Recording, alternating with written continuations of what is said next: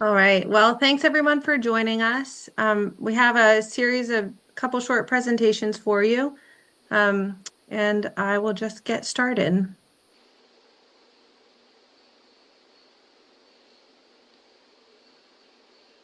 All right. Can everybody see my presentation? All right. Hey, Margaret. Yeah. Sorry to throw a curveball right off the bat, but we might want Yeah. to just go around and say introduce real quick. I was going to introduce you in my presentation, but we Okay, can. fine. Um,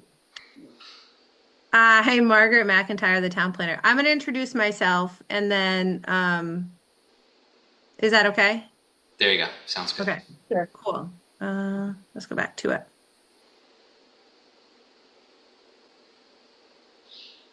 Oh, this messed up my screen sharing, Tim. All right, let's try this again.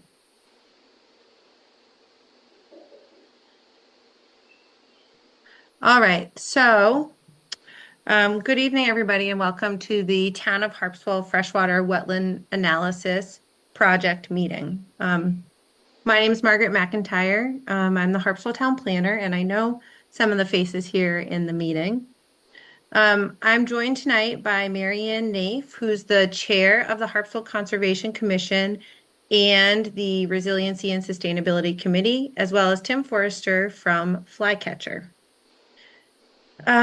Just a little bit of admin. If you have any questions tonight, we're going to have question time at the end of the presentations. At that time, you'll be welcome to raise your hand or unmute yourself. If you have a question in the meantime, you're welcome to drop it in the chat. And this meeting is being recorded tonight, and it will be available on the Town of Harpswell YouTube page. And if anybody needs a link to that, they're welcome to ask, and I'm happy to help you out to find it. All right. Let's see. So we are doing a two-part project that involves assessing freshwater wetlands in Harpswell. We're using Flycatcher's review to help us understand Harpswell's freshwater wetlands. As we go through this, we're talking about the shoreland. Coming from the planning office, am talking about the shoreland zoning ordinance and the official shoreland zoning map. All freshwater wetlands in Harpswell are zoned resource protection, except the three that we're talking about tonight. The three that we're talking about tonight are wetlands 6, 23, and 24, and I'll explain what that means in just a minute. But those wetlands are shown as yellow on the shoreline zoning map, where all the rest of the freshwater wetlands in Harpswell are shown as green, and everything else in Harpswell zoned, regulated under shoreline zoning, is zoned resource protection. Within the town, we have spent nearly 30 years discussing if these wetlands are zoned correctly, and if not, what kind of zoning these wetlands should have. So how do we get here? So in 1995, Woodlaw Alternatives was hired to evaluate certain wetlands in Harpswell. The report includes recommendations for classifications and zoning of each wetland. Harpswell has used this 1995 report as a basis for the shoreline zoning map. Tonight, we're going to, like I said, we're going to focus on three wetlands, 6, 23, and 24. So, wetland 6 is described in the 1995 report as a freshwater wetland east of Cranberry Horn Hill and the west side of Cundy's Harbor Road. As I said earlier, it's defined here in yellow. Wetland number 23, we call it Dan's Ice Pond, but it's described as a freshwater impounded wetland at Dan's Pond on Gun Point. Again, it's got yellow around it, which designates it as shoreline residential. And freshwater wetland number 4 is a forested wetland off of Longreach Lane.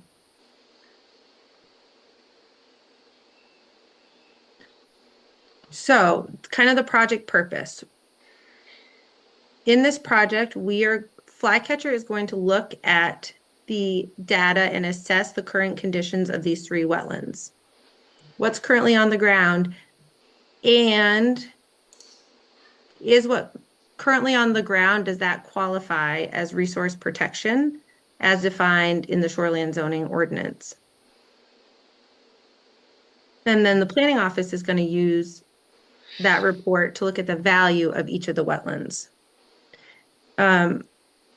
We're really excited because our last report was done in 1995. We are really excited to be able to use better technology and more accurate technology to look at the wetlands in town. We want to look at these three wetlands, see how they're zoned shoreland residential, and see if there's a more accurate zoning for them. And then also we're going to look at the town as a whole and see if the resource protection zoning for the town is accurate, or maybe it could be more accurate given this new information. And then we see some homeowner benefits. The town is doing this wetland delineation on these properties that otherwise the homeowner would have to do on their own when they went to get a building permit, develop their property, split their property. And then we also want to help everyone understand how the shoreline zoning ordinance applies to the property. I think when I look at the shoreline zoning map and see that these three freshwater wetlands are zoned as shoreline residential, it seems a little inaccurate to me. And I know that that's been that way since 1995, and that was what the report said. But like I said, it's kind of an anomaly. So could we understand better how the shoreline zoning ordinance should apply to each of your properties? And I understand that there are probably a lot of people in town who don't use Zoom and maybe aren't comfortable coming to this meeting tonight. So I do just want to put it out there that if you or anyone you know couldn't attend by Zoom or might have some follow-up questions for me, my contact information is going to be in the chat. And you're welcome to email me or call me, and we'll set up a meeting and we can go through all this material later, or I can show you any documents that you might have questions about.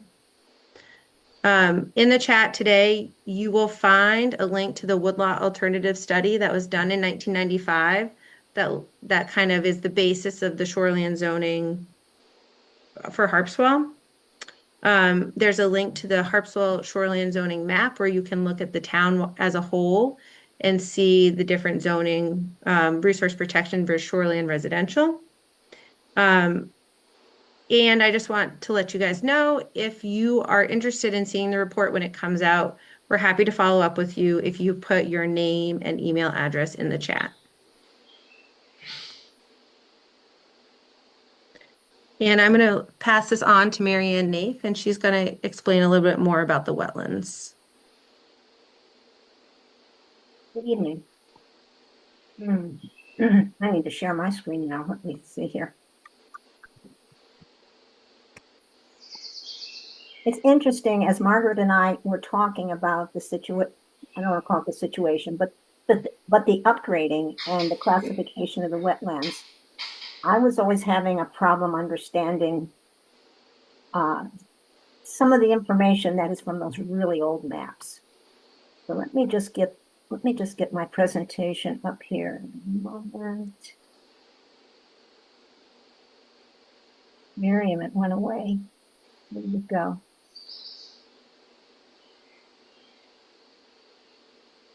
Miriam, my share screen went away. Do you have to unshare, Margaret? I did. Well, I am not. Do you see under more? Right in the center of your screen at the bottom. Well, I'm under more. And when oh wait, I'm sorry, it moved. It gave its nice. It gave me its own. Are you seeing my screen now? No. Okay, I love technology. All right, let's see here. You're welcome to email it to me and I can share it if you need to also. Ah, one more second. Share.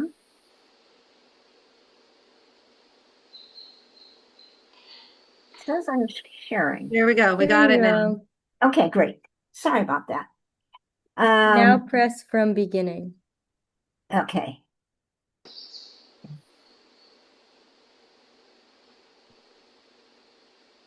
Okay. As Margaret and I talked about the project, the Conservation Commission has been looking at wetlands from a different perspective during this period. Our relationship to wetlands has always been from the value that it is to the environment and to the habitat. And I was always having a problem understanding when I'm listening to the shoreline zoning regulations and designations, kind of the coordination. When Margaret showed me the original shoreline zoning map, that kind of was the basis of what we have today, had today up until 2 or 3 years ago. You can look at the 1985 when FEMA first, I think, got started pretty much. And you can see on this map here, this is the area around Cranberry Horn Hill, how it's showing that area on the other side of Cundy's Harbor Road as a wetland. And I believe this all goes all the way down to Brickyard Cove. However, when we look at the new map, I don't know if you can tell, but that would be. Marianne, can you go from the slideshow? You could go from current slide. Can you try that? So it gets bigger for us. Next to that. Not that from one. Next one current over. slide. Yeah. Okay, thank you. Wait, it's still not. Wait. Oh, there you go. Okay. So basically, this is the old FEMA map. And here is Oak Ledge and Cundy's Harbor Road. Is my stylus showing on that or not? It is. Okay. So what we're looking at is this area in here, which is Cranberry Horn Hill. If we move over to the new map, while it's not quite as easy to tell, but this whole area on the other side in here, you can see there is no blue. So as I looked at that, I realized that those old maps were really not very accurate. And I could relate it to my own property. I'm up 80 feet off the water, and we first bought it. We were told we were in a flood zone. So it started to make more sense as we started to talk about just the classification of wetlands. So let's move ahead now to how the Conservation Commission has been looking at wetlands. Now it's from a different perspective, as I mentioned. We were looking at it from the 1995 Woodlot Alternatives on the ground assessment. And you can see here, Wetland 6, Cranberry Horn Hill is called a freshwater wetland, but it's showing it as shoreline residential. Now, it makes no sense from a code standpoint because it's not in the shoreland. But the only reason, I have to say this correctly, actually it was deemed to be resource protection under shorelands only because it was in the floodplain. It was not a high enough value to be considered resource protection otherwise. The same, I think, holds true for the piece off along Leech Lane. I don't have a copy of that map, but it's another case where somebody is very, very high up off the water, and I believe was shown to be in the old maps as floodplain. So this helped me understand a little bit of how we got to where we are. Margaret's looking at it from how the designation fits into the shoreland zoning ordinance. We're looking at it more from, should it be there because of the fact that it's in a floodplain or not? So what I'd like to do now is really talk more about the value that all of your wetlands have for you. We tend to be thinking about regulation, what we can do, what we're allowed to do, and what we're not. But right now, the Water Witches over the last 4 years, that's part of the Conservation Commission, has been having presentations to just try to get a handle on what we need to do about thinking about our potable water. And for those who've been here for a while know we're on a fractured rock aquifer, which makes a difference on how we are able to recharge the aquifer. I've just pulled this map down as of end of last month, and it shows our area here is still in a moderate to drought situation. We've had a pretty wet spring, but we don't know what's going to happen during the summer. So it becomes even more important to think about how we can keep as much water on the land when it does rain. So that brings us up to the question that's always asked: do we get enough water? Do we have enough water? Well, statewide, the annual precipitation is 46 inches a year.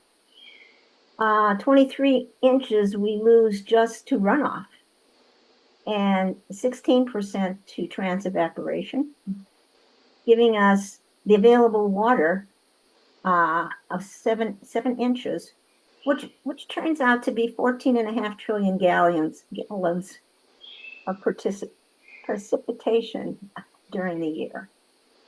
And in theory, we have surplus water. But here again, we lose most of it through runoff. So while we're talking about regulation of setbacks and so forth, I'm sort of would like to talk to homeowners and those of you who are here tonight to think of what a value your wetland is to your property and to your neighbors, especially in the inland district. The more you can hold there, the better off you're going to be. And a freshwater or wooded wetland is one of the best ways to do that. So I figured this was just a good chance for the Water Witches to get their story out there again, until we can have another program. And just as a little advertisement, we are having articles in the Anchor once a month for the summer. We've gotten in touch with arborists in town who are writing articles. There was a great article last month on how to handle pruning in the shoreland zone. And we're moving forward on that this year. So as I said, I thought this would be a great opportunity to talk to all of you here tonight. And we have been using cisterns in Harpswell for generations. This is one on Bailey Island. There's one over on Oars. And so anything we can do basically to harvest water and keep water on the land is going to be the most helpful thing that we can do. So thank you. And Margaret, thank you for giving me the opportunity to talk about the Water Witches again, of which a few of them are sitting in the audience, I see here. And hoping that as we talk about ordinances going forward and worrying about how it's going to affect what kind of building can be done, keeping in mind is the more we can protect what we have here now, the better it is. Thank you. Oh, by the way, if you have any questions or would like any more information on the Water Witches, it's on the town website under Environment. There is our presentations that we've had with the hydrogeologist, and also other presentations we've given on shoreland plantings. So thank you.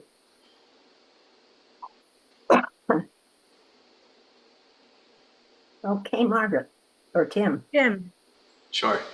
So hi everyone. My name's Tim Forrester. I'm a wetland scientist and an environmental consultant. My company name is called Flycatcher.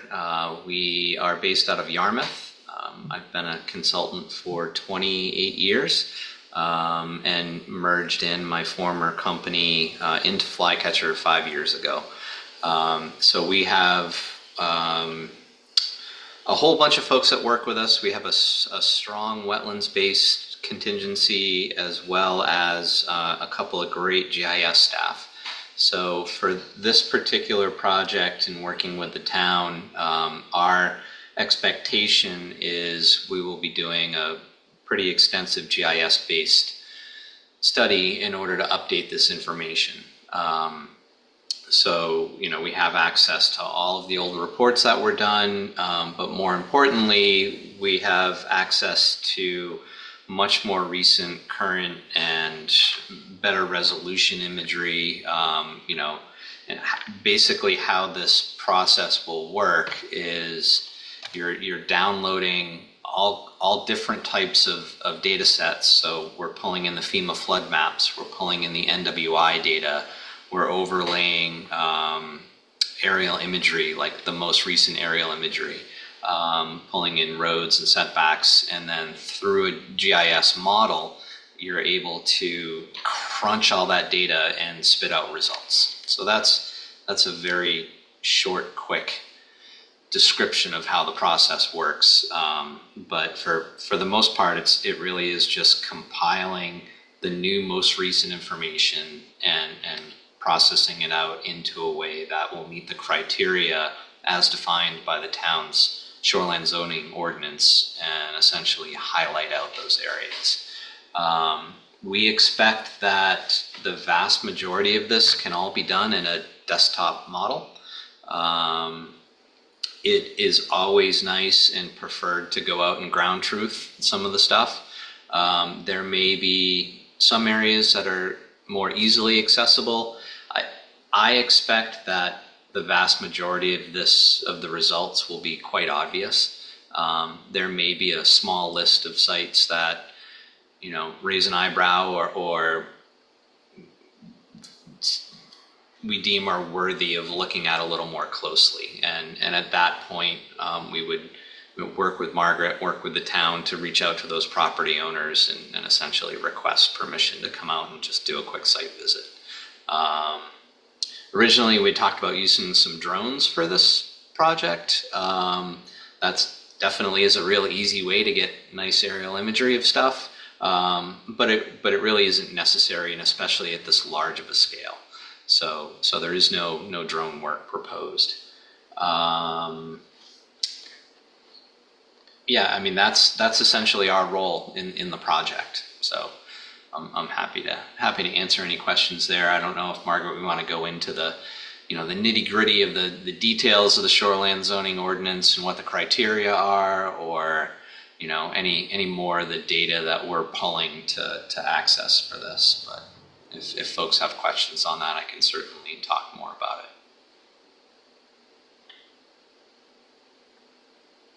Yeah, at this point, we can definitely open it up to any questions that any property owners may have or members of the Conservation Commission.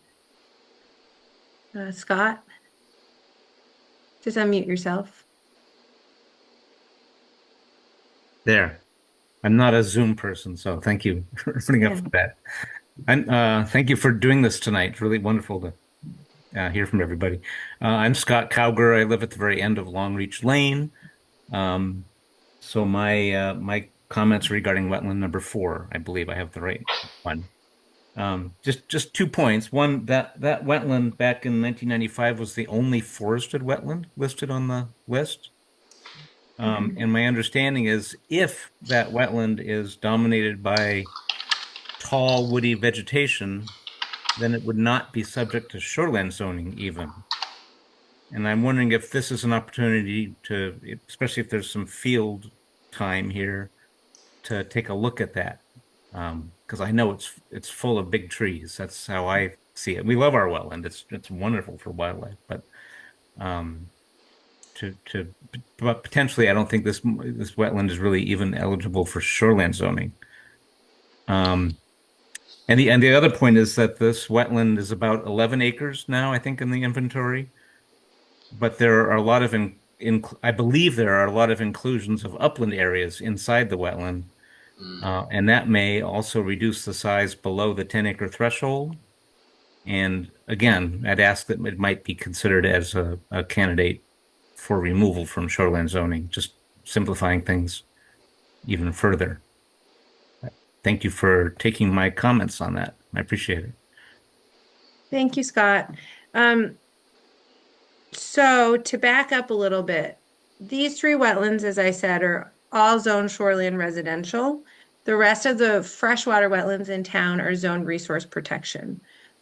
There's a number of different ways for a freshwater wetland or a wetland in general, I guess, to be bumped into the resource protection category. The definition of shoreline residential is pretty broad and it's pretty unchanged since I think 1992 was the earliest shoreline zoning ordinance that I looked at. But one of the reasons why your wetland may have been zoned resource or zoned under shoreline zoning or regulated under shoreline zoning is because the 1985 FEMA flood map showed it in the flood zone. And that's the same with wetland 6, the Cranberry Horn wetland. So for some reason, you're saying the wetland's up pretty high out of the flood zone, I think you said. It is. And the wetland 6 is in the middle of Cundy's Harbor. And so, or Cundy's Harbor Road. So you know that they're not really in the flood zone, but these maps from the 80s showed it. And that's how I think that they got kind of packaged into this idea of shoreline zoning. But the question is now, is the shoreline, we're kind of questioning, is shoreline residential the accurate zoning for those properties? It certainly is what the Woodlaw Alternatives study recommended. So it's consistent with what was recommended when it was originally adopted. But I don't think that if we looked at that wetland today, it would necessarily get included in shoreline zoning under the shoreline zoning umbrella. And so I agree. I think it looks funny that it's zoned under shoreline zoning. It being a forested wetland, it kind of kicks it out of resource protection.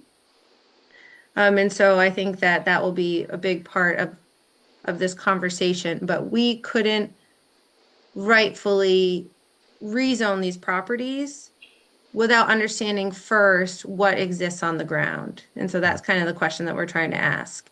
If not shoreline residential, then what?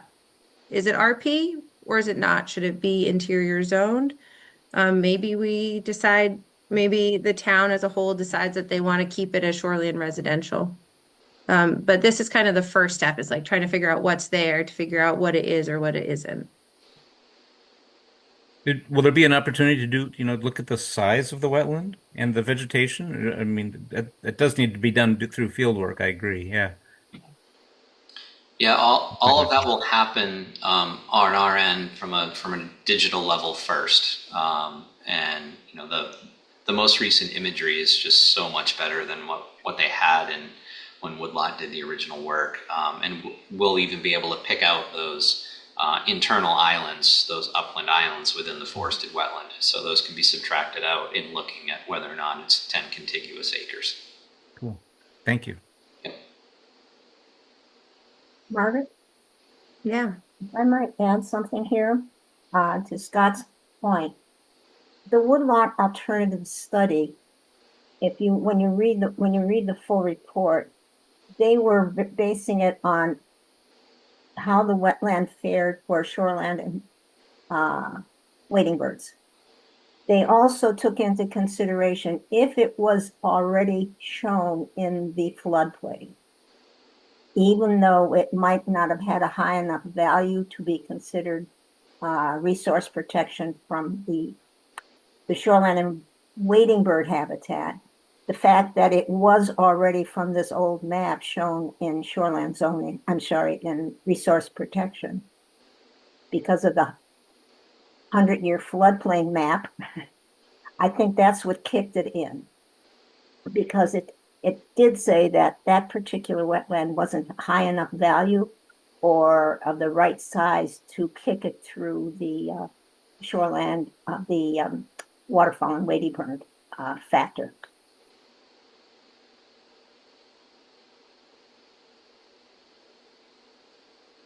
Anybody else? I have, this is John Jones. I live about Scott Cowger here on Longreach Lane and also the president of the Longreach Road Association. And I have been completely living here for not too long. And I would echo what Scott says. I appreciate this opportunity for us to meet and consider these issues. And looking at the proposed map, I have some serious concerns about the restrictions in the ordinance. And while I would agree with Emma regarding the conservation usefulness of wetlands generally, and I can assure you that we're pretty much conservationists here as well. But kicking this into resource protection, I am not sure what that does for drinking water. And initially I didn't understand if this was a drinking water issue, but it isn't. And the flora and fauna within that wetland, of course, we would want to maintain. But kicking that into the ordinance as a resource protection zone significantly restricts homeowners' ability to make small changes on our property.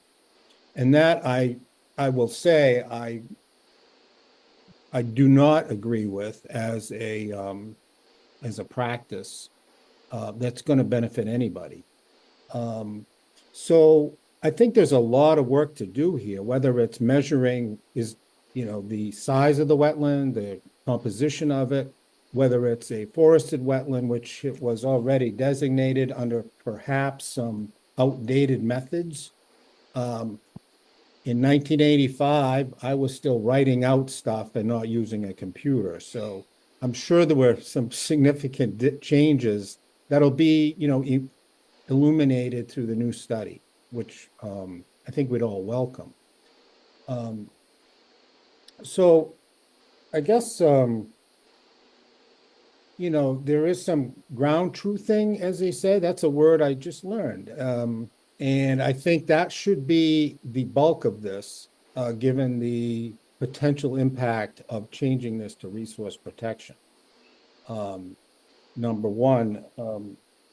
I think accessing the old reports, measuring what 10 feet and 85 look like versus 10 feet now in the same location will be interesting to find out.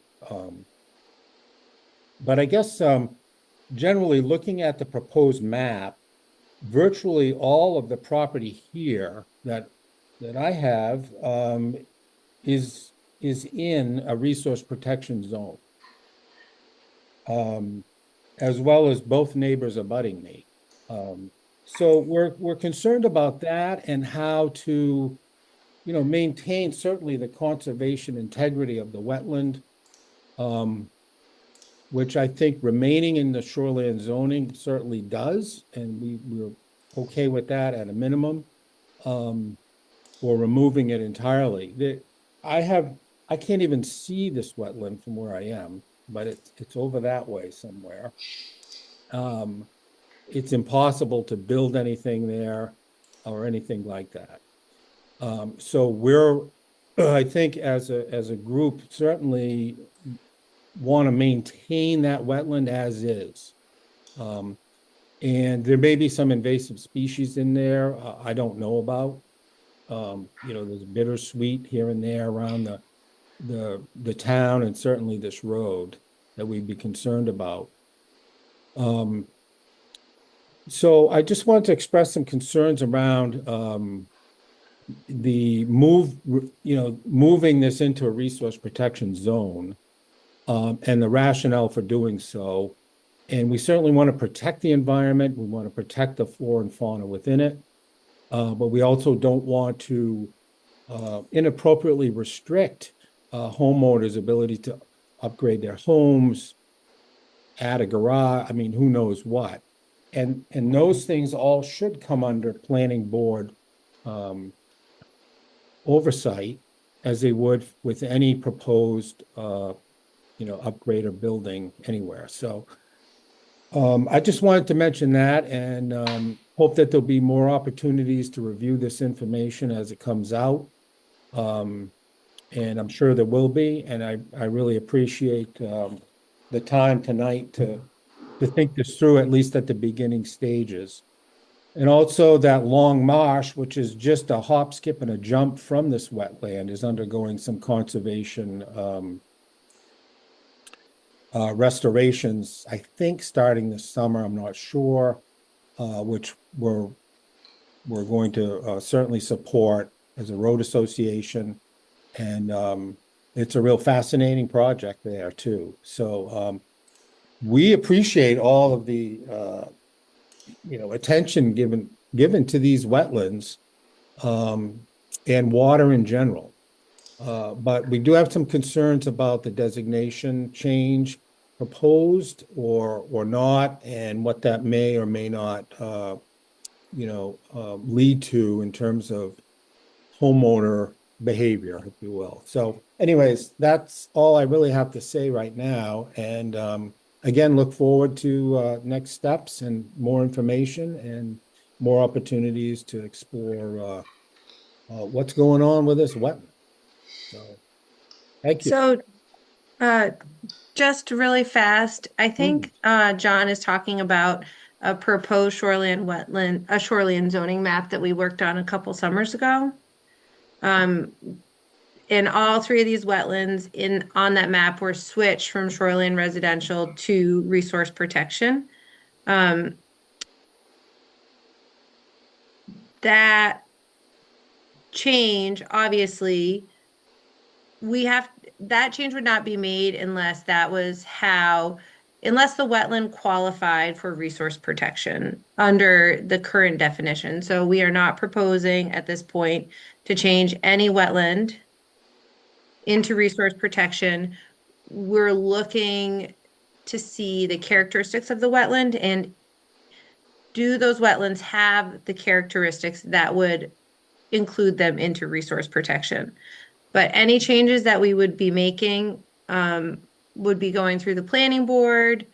You guys would be notified as property owners that your property is going into RP.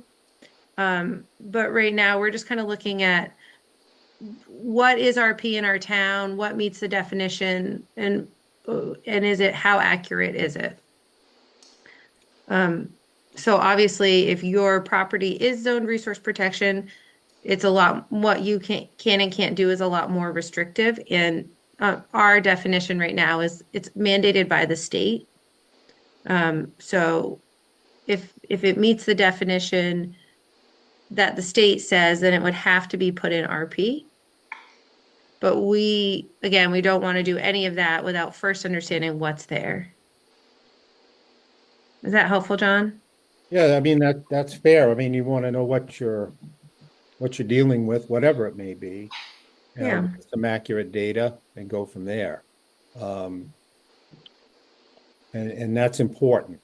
I would agree.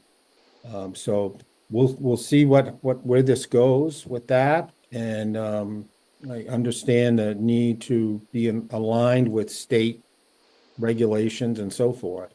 So that'll be kind of the next step, I guess, along the way. Once you get the most accurate data about, is it a wetland? Is it forested? Is it a resource? Whatever it may be. that's certainly step one. Yeah. Yeah. Margaret, if I just might comment, I hope I didn't give the impression that um, potable water was part of what we're discussing today for ordinances. I was speaking more of just the value that your wetland gives to you, having to do with recharge of the aquifer. At this point, that is not considered a reason for resource protection in Harpswell. Not to say that in the future it couldn't be, depending on what happens, building wise and water wise. But at this point, that is not part of part of what is being discussed for um, zoning change. I also see a question in here from Jay McCrate. For the area that you are on the ice pond, I think it's going to depend, Margaret. Maybe you could answer that better. Jay is on Dan's ice pond and what it might mean to their area. It kind of depends on what, first we're going to look at Flycatcher's report and then figure out, is the zoning accurate? Is it not accurate? Yeah, it depends on kind of what the results are from the study. I'm sorry, that's probably not very helpful. I don't know if that answers your question, Jay. No, Jay. I think one of the things that might be helpful for folks is when all this data is pulled together and then we crunch everything and spit out some results, there are going to be areas that are very obvious that remain the same or may warrant a change, but it's going to take all the wetlands in the town and reduce it down to a small area where people may have questions or concerns. And then at that point, it's very easy to just share a screen on our GIS model and go in and we can look at it a little closer. If there are individuals that have individual questions, and that can even be done before we go out and ground truth stuff. So I'm sort of hopeful that by the end of this exercise, the data will speak for itself and hopefully answer a lot of people's questions before any type of change happens. And even if it's we issue our report and someone has a question, it's pretty easy to go back in and just look at that. And if someone says, hey, I think you might have made a mistake here, we can very easily look at that stuff. So I hope that it'll be a very interactive process with those people that have questions or concerns as we move along. So, Emma?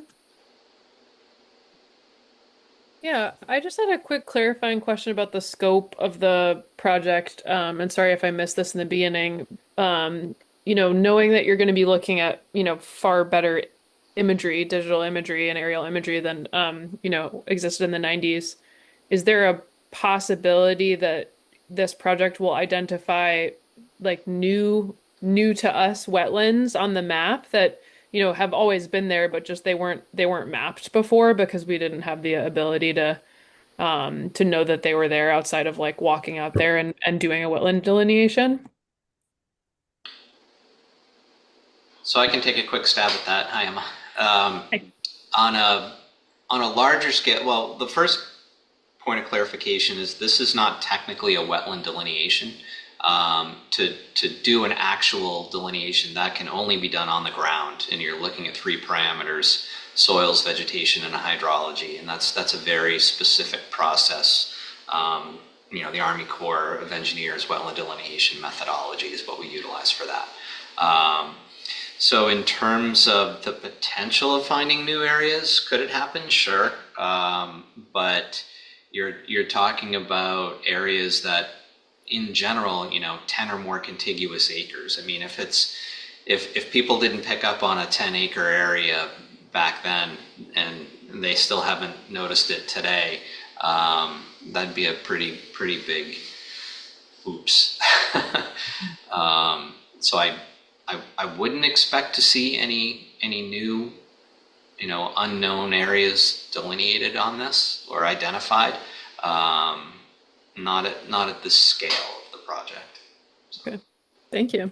Yep.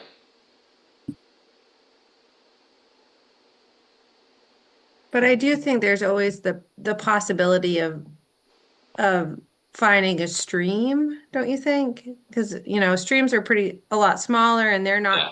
they weren't necessarily picked up on the studies in the 80s and the 90s. Yep. Yep. Streams are definitely something that we could find. Yeah. And you're not always going to find those as well. I mean, streams can be pretty small. So a lot of the new, most recent LiDAR data is very good, very accurate. That'll point us in that direction. So You can you can use the LiDAR data to find streams. you can use the LiDAR data to identify the changes in the contours when you see those contour lines coming into sharp points and moving up along a slope. It clearly identifies a ravine, which could then be looked at to say whether or not it is or isn't a stream. You can go down a lot of field work to look at all of those. So.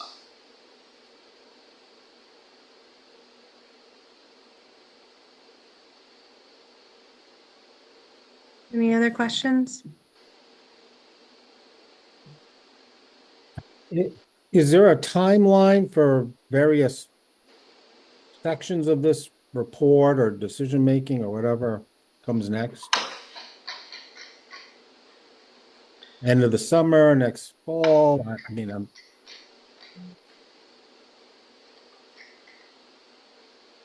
I was just looking back at our proposal to see if we put anything in there in terms of time frame.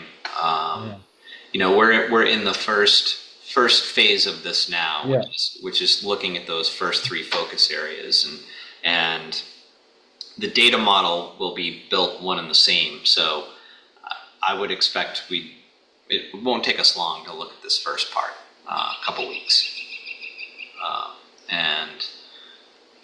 I always tell folks that we're an open book. So if once we get that information, share it with Margaret, we can decide, perhaps offering up another Zoom meeting like this, and we could present some initial data might not be a bad idea. I think that'd be a great idea. Thank you. Yeah. Kat, do you have a question? Actually, Kathy Gottbeatty here. We are, my family and I have lived at Cundius Harbor Road over, I don't know, since 1961. We are what was originally slated as wetland number 6. And back during 1995, the Woodlot Alternative Study, wetland 6 was less than 8 acres. In fact, now it seems to be over 20 or raising close to 20. And also it includes now wetland number 7, which seems to have been filled in for the cell phone tower.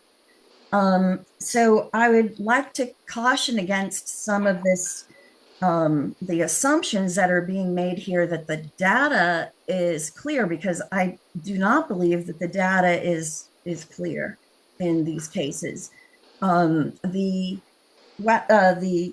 commission, actually, there's plenty to suggest, including the Woodlot Alternative Study that is on the town website itself, actually provides part of the Woodlot Alternative Study, and then it actually includes a map that was revised somewhere in, I'm going to say 2002, after members of, I know at least one selectman intended some conservation sort of seminar. I think it was put on by not only Woodlot Alternatives, but I think Greater Portland Council of Governments or one of those entities. And this workshop that they provided, they came back and redrew the map, which was not originally part of the Woodlot Alternatives finding. So I really have some concerns about the quality of data, including the use of FEMA data and FEMA maps, which my understanding is that FEMA maps were never supposed to have been used for the purposes of wetlands delineation. And yet, since 1995, my family has tried to get our land out of shoreland zoning with the town and have never been able to do it. And here we are yet again in 2026, fighting the same battle for our surveyor. Literally, we have a subdivision plan we've never been able to file because we were not able to get it out of shoreland zoning through the town, that confirms exactly at the same at the same time what Woodlot Alternatives have found. So I have some very serious questions about some of the quality of the data that's being used in this study. And I understand that we're going to go take a look at what it looks like now. But when you consider that when Wetland 7 got filled for the cell phone tower, that it's dumping through water through a culvert onto our property and hitting the low, probably according to the RAND report said that it was basically marine clay at the bottom of a hill. And by the way, right smack dab in the middle of wetland number 6, on both sides of the road, the now Cundy's Harbor Road, were 2 gravel pits, which is really sort of not conducive with, what one might think of as a wetland. There are some real concerns and considerations here that I'm really, frankly, a little bit astounded about. So as I sit here, I can assure you that I would love to be a part of this whole project, and my family and I plan on following along very closely. Margaret, I've sent you several emails, so I'm assuming that you are going to be posting all of these project documents so we can all look at them and scrutinize them at the same time on the website. Is that true? If anything becomes available from Flycatcher, I will certainly post it on the website. We recreated a website page off the planning page, that if there's any material, I'll put it there for you.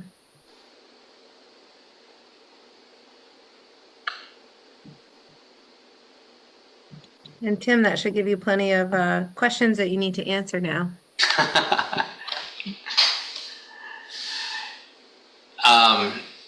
Yeah, I mean, again, there's a substantial difference in the original data that was utilized to generate the maps and compared to what's available now.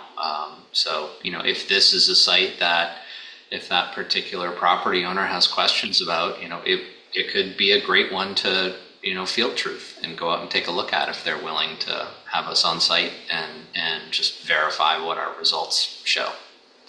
The nice part about it as well, we're able to produce the data and access that data in the field.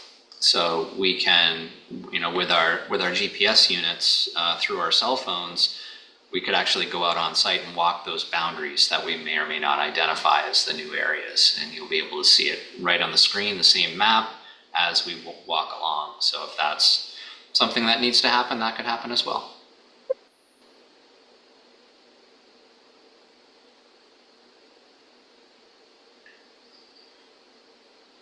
Awesome.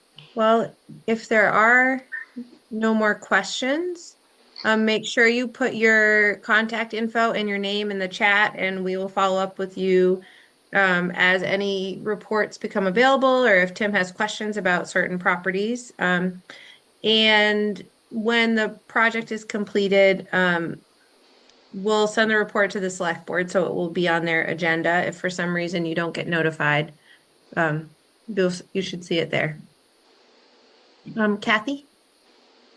Actually, I just wanted to finish that thought that there's actually, for Wetland 6, it also makes it extremely interesting from a state perspective that the wetland, our wetland that you're calling now bundling back in with a greater wetland, is not only fed through a culvert, but you can also see we have the state road project maps from the 60s where that happened. And also that part of that is also bounded by 2 historic roads. So I just wanted to put that in there, that we are very, very interested in finding out what the state statute is when you're talking about not only the old county road runs to one side of our property line, but also the original Cundy's Harbor Road, which is now the Cundy's Harbor Road again, runs to the other side. So we are bounded by 2 historic roads, and yet now we're being bundled as a contiguous wetland. So I understand that there's a Brickyard Cove watershed movement going on. So I appreciate Marianne Neef's presentation on informing us about that. But I also believe that there's some other studies out there that don't seem to be on the list. So I am actually concerned that we do take a look at all of that data.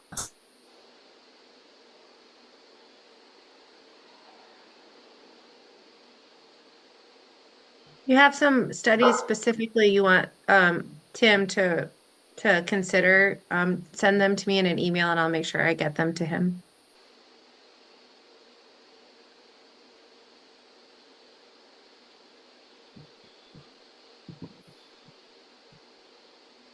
All right, guys. Again, this presentation will be available on the Town of Harpswell YouTube page.